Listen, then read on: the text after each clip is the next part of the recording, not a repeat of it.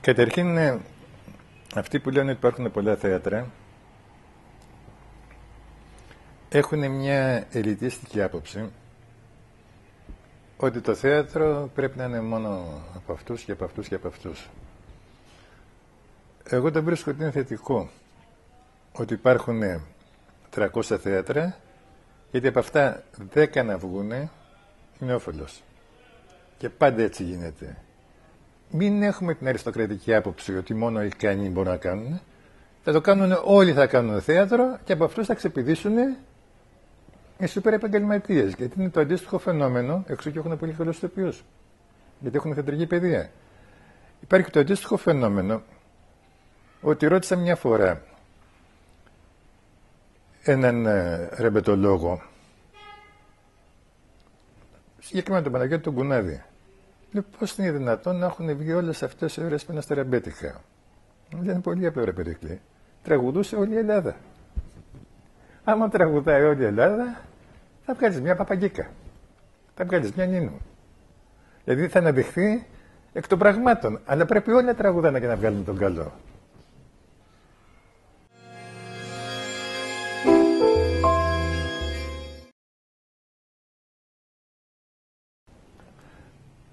Καταρχήν να βάλουμε το ερώτημα αν είναι πνευματική ηγεσία και αν έχουν πνευματική ηγεσία. Δηλαδή να δούμε το επίπεδο της ελληνικής διανόησης και αν αυτό το επίπεδο της ελληνικής διανόησης μπορεί να καταλάβει καλύτερα το Λαζόπουλο από τους νέους που εξεγείρονται. Εγώ νομίζω ότι αυτό που λέμε πνευματικοί άνθρωποι υπάρχουν, είναι λίγοι, αλλά έχουμε μια τάση κάποιος που στα νιάτα του φάνηκε ότι θα ήταν άλλος να προσαρμόζεται στο σύστημα και στην ουσία καταδικάζοντας τους νέους υποστηρίζει το σύστημα. Δηλαδή νομίζω ότι έχουν αφομοιωθεί ότι υπάρχουν πολλοί αριστεροί αλλά έχουν δεξιές τσέπες. Σπίτια ωραία, καλούς μισθούς, πισίνες.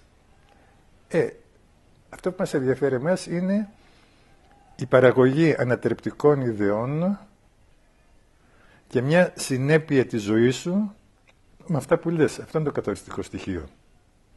Δεν μπορώ εγώ να έχω 40.000 ευρώ μισθό το μήνα και να είμαι αριστερός. Πες ότι είχα. Έπρεπε να κράταγα 2.000 και οι υπόλοιποι να πηγαίνανε κάπου αλλού. Δεν ξέρω πού. Να κάναμε ταινίες, πες.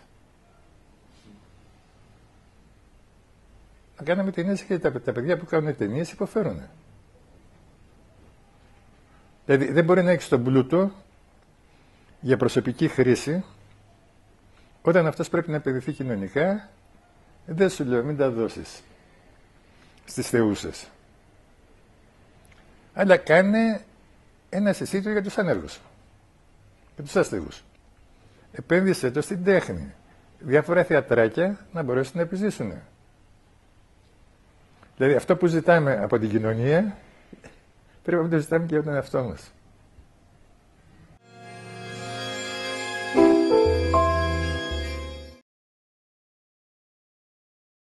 Οι νέοι δικαιωματικά είναι νέοι. Οι νέοι είναι δικαιωματικά νέοι.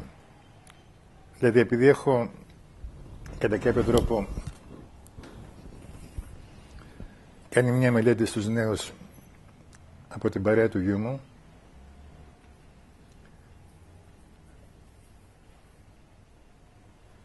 νομίζω ότι έχουν πολύ πιο συνήθη σκέψη από ό,τι είχαμε εμείς στη γεια τους στην ηλικία.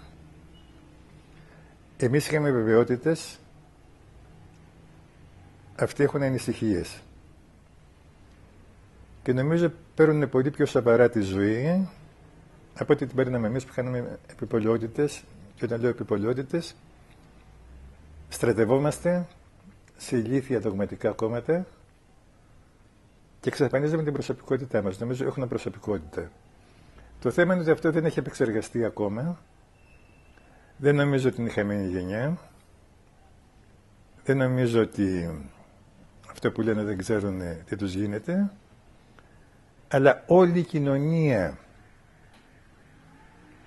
αδυνατεί να δώσει ιδέες και το βλέπουμε και στα κατεστημένα κόμματα, είτε αριστεράς, είτε δεξιάς, είτε κεντρώα κλπ. Ότι η ίδια κοινωνία δεν παράγει ιδέες. Δηλαδή ήταν πολύ πιο εύκολο να επαναστατήσεις το 19ο αιώνα, είναι συνανέωσα από την άποψη ότι υπήρχε Προυντών, υπήρχε Μάρξ. Υπήρχε ένα ολόκληρο κίνημα επαναστατικό σε όλη την Ευρώπη που ήταν επεξεργασμένες οι ιδέες και όλος μπορούσε να τις αναγνωρίσει. Υπάρχουν δύο προσεγγίσεις. Η μία προσέγγιση είναι ποιος είναι βιολογικά νέος. Και η δεύτερη προσέγγιση είναι ποιος αισθάνεται νέος. Δηλαδή κάτι που θυμίζει, όπως λέγανε, νομίζω του Σοκράτη είναι αυτό, αλλά μπορεί να κάνω και λάθος, που λέει Έλληνες είναι όσοι έχουν τη δικιά μας την παιδεία. Οπότε μπορούμε να το πούμε, να το μεταφέρουμε αγιώτικα και να πούμε νέοι είναι όσοι αισθάνονται νέοι.